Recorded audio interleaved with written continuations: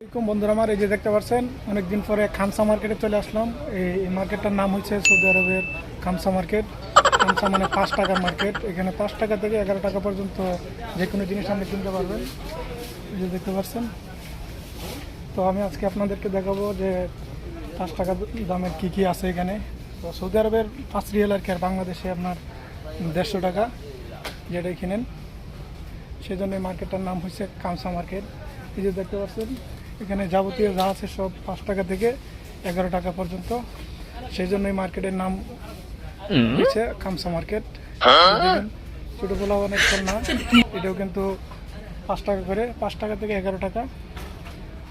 তো আসলে এখানে অনেক সুলভ মূল্যে আমরা বিভিন্ন ধরনের জিনিসপত্র কিনতে অনেক দূর দূরান্ত থেকে আসে সবাই।